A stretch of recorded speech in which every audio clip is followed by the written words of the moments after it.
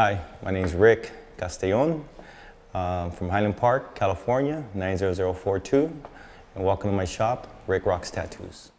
To get started on just a little bit about myself, born and raised here in Highland Park.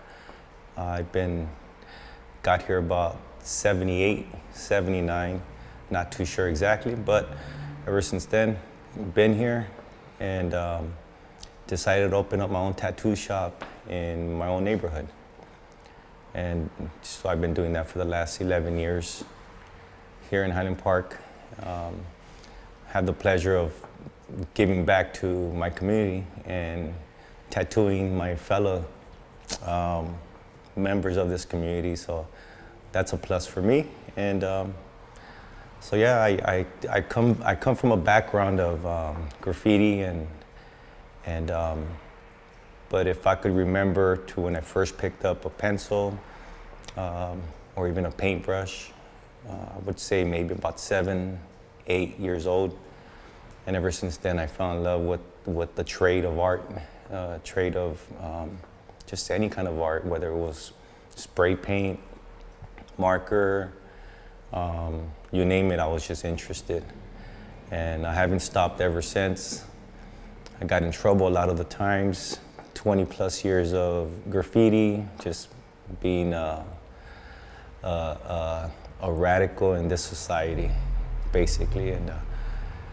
Yeah, but here I am now, doing it, but now doing it in a legal way where now I just write or tag on people's skin as a tattoo artist.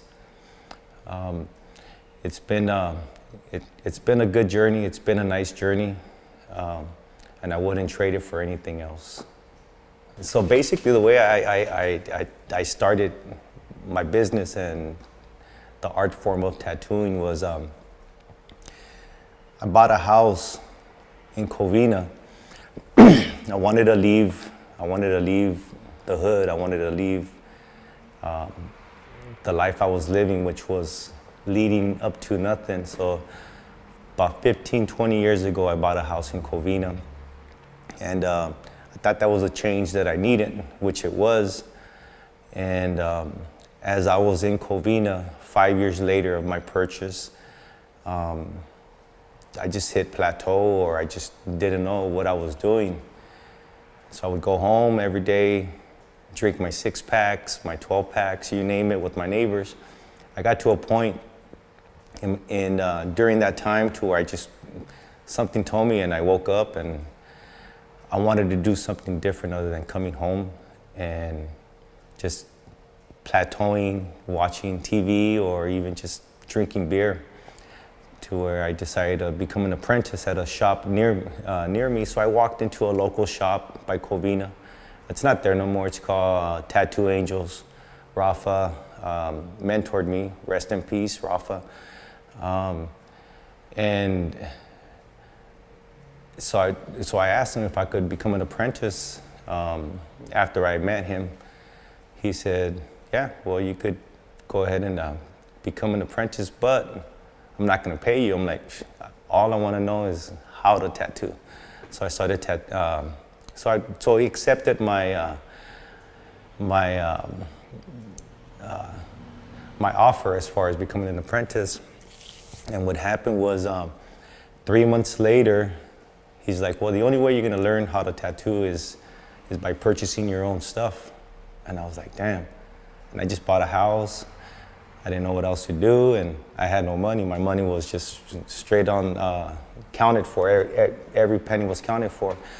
But he asked me to purchase at least, I think it was my first investment, but about $800. And so I bought my equipment, and then so I started tattooing for free. I created a MySpace account. I started tattooing for free, and somewhere down the mix, not to say too much about the transition on how I opened up my shop, just things didn't go right with the relationship that I had with my mentor, to where I had to leave, and I decided to open up my own shop, not knowing how to tattoo. Not knowing anything about business, and not having any schooling, no college degree, no no high school diploma, no GED, but something told me I wanted to be a business owner. And so 6 months later of me becoming an apprentice, here I am searching for a tattoo shop. So coming back to my neighborhood, I didn't want to be back in my neighborhood. So I was searching for tattoo shops everywhere else but where my heart belongs. And it was just weird how it happened. I was driving by on my day off. I started up about four doors up, and I called the number that was on the for lease sign, and the manager answers, and he said, "I'm right up the street. Wait for me. I'll show you the place." And this was in 2008, July, August 2008. Turns out that he was right around the corner, and he said, "Wait for me." So I waited.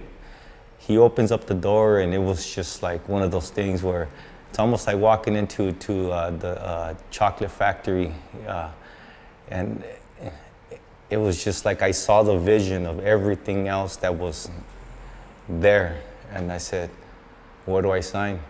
And keep in mind, during my journey of searching, I didn't tell nobody what I was gonna do. The only people that knew were my 2 kids and my ex-girlfriend at the time. One thing my grandma told me as a kid is, if you're gonna do something big, just don't say nothing, keep it low. And that's what I did. So this was maybe August, September, and I signed the lease November 2008. I was working at Chase Bank at the time as a personal banker for Chase for 7 years. And I was tired of that already, but I was like, no, I need to keep going. So I opened up the shop November 11, 2008. And while still working as a personal banker for Chase, turns out that 3 years later, I end up getting fired from Chase while I'm doing both tattoo shop and a personal banker. I get fired, and after that was the best thing, because I had a chance to really focus on the shop 100%. And that's when I started believing that if you want to make something big, and whether it's a relationship with whoever or your beliefs, or you need to focus 100% on one thing and make it great as you want. But you can't be bouncing back and forth for 50 here, 50 there. So that's how RicRoks came about. I sent out a mass email to my family members, my customers at the bank, whoever had tattoos, and I told them I'm opening up a shop. And everybody was surprised, my family was surprised, my friends were surprised, because I knew nothing about business. I knew nothing about building a brand. I knew nothing about building relationships with your own personal customers. And but my theory's always been just jump in the pool without knowing if there's water or not. And if there's no water, you're gonna hit your head. And if there's water, start swimming. And that's what I started doing. I started swimming. And 10 years later, here I am. Yeah. I grew up here in Highland Park. I moved around when I was a kid. I could briefly remember the steps that I took prior to coming here.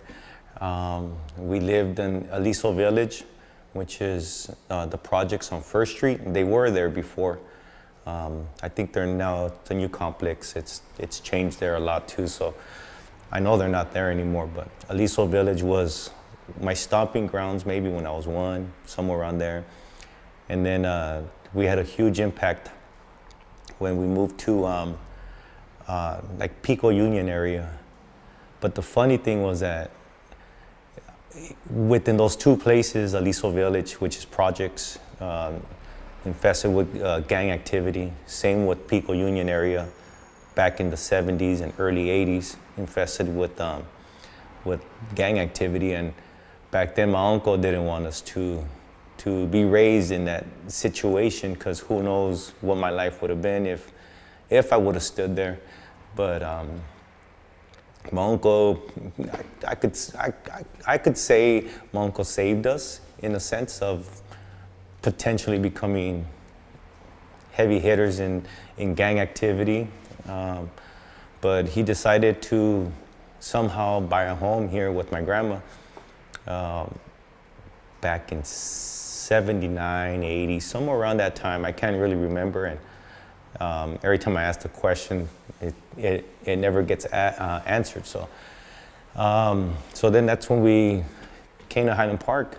And my uncle, of course, always doing the right thing for us, introduced us to Highland Park, and they bought a house here, and it's been a good journey. So Highland Park's where I grew up, and so now I am here with the tattoo shop in the town that I grew up in. And what is my art here in Highland Park is tattooing. But prior to tattooing, I was heavily involved in the graffiti scene.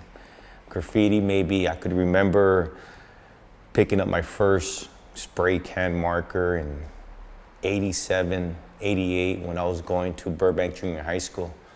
Back then, late 80s, early 90s was just about partying, having fun, house parties here in Northeast LA, warehouse parties down on Lacey.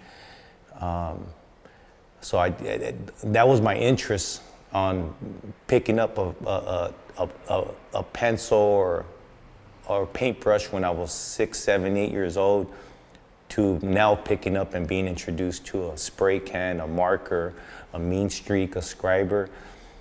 To me, that was like, holy shit, what the fuck is this? I'm interested. And that's how I got into the graffiti scene even more. And and that's all I wanted to do. And that's what got me through.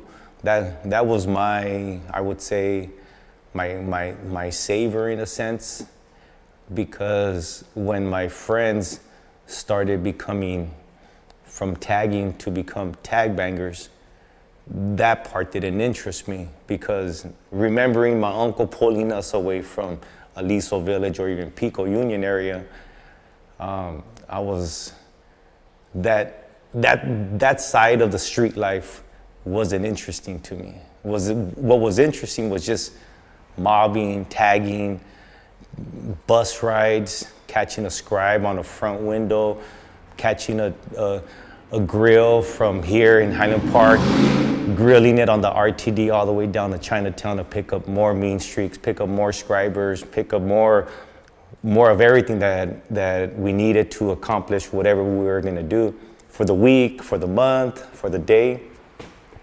And so the tag banging started becoming, and I remember they said they don't want any more tag banging, they don't want any more taggers tagging all over the neighborhoods.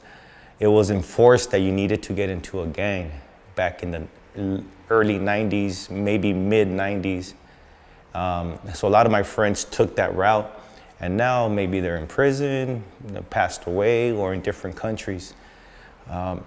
But my passion has always been drawing, painting, and now I have, I'm fortunate enough to have a career in tattooing, which is still linked to what brought me and what saved me. The next question is what is it about my art that sets me free? We took a little break because prior to answering, it's a huge thought process of what I've been through. So that's where the sensitivity comes from. If these questions would have been answered maybe 3-4 years ago, my answers would have been different. But now what sets me free is having the pleasure of being in business for 10 years. And not only in 10 years, but having my kids tattoo for me. building a relationship with my customers, with people that come and visit me, from having nothing to having this. And I think now being drug-free, hard liquor-free, and soon to be beer-free, I think the growth of going through those avenues of having your kids work for you and having certain employees that I've had that I've learned from and I had the chance to learn from, that's what sets me free at age 43 now. And these tears are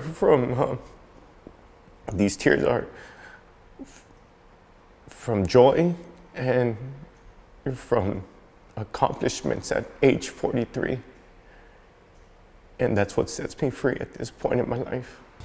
It's been a good interview. I don't want it to end. But the last question is, what are my tools of my trade? When I first started, I started with the coil machine, which is electric current rolling through negative, positive, makes the needle go up and down. But after a while, it just started hurting me. And now being older, every ounce of that metal takes a toll on you after 10 years of tattooing. So my hands started hurting. And then that's when the things started changing in the last maybe 3-4 years of tattooing, to where now you get something like this, which is just it's a rotary machine. It's almost like a Walkman mortar that just makes the needle go up and down. So there's no coils inside, and those are maybe half or even less of weight to your hand, so it doesn't take a toll on your hand as far as weight is concerned. But that's what I use now, is rotary pens from Cheyenne. I love Cheyenne's needles, which they're now cartridges, because it's just one little cartridge that comes with the needle. There's no tube and needle together anymore, where you got to buy them separate. Now it's just one cartridge that consists of the needle and the tube itself. So I use Papa cartridges, Cheyenne cartridges, and I use a Cheyenne Hawk pen, which I'll soon be purchasing a Papa pen soon. But those are my tools of the trade. And as far as ink is concerned, I started using Starbright ink when I first started, transitioned to Eternal, and now I transitioned to Solid Ink, which is a vegan-based company. Since I've been vegan since June 29th of last year. This June will be 1 year for me. And I even switched over to my ointments from A&D. So now I use vegan-based ointments now for my customers, and that's nowadays, being 43, that's what I believe in, is anything that's vegan-based, no animal product concern towards ink or my healing ointments. My name is Rick, owner of RicRok's Tattoos here in Highland Park, 90042, 6181 North Figueroa Street. Our Instagram is at RICROKS_tattoos. Website RicRoksTattoos.com. Huge shout out to Cheyenne for their fabulous Cheyenne pen, and Solid Inks for their mentality towards going vegan based and providing what's right for everybody out there. Hopefully soon the rest of the companies will follow as far as being vegan. And shout out to everybody, man, that's supported me in the last 10 years. The list is long, but just to keep it short and sweet, thank you all. Peace and love. Go vegan. And just find that centerpiece within yourself. Yeah.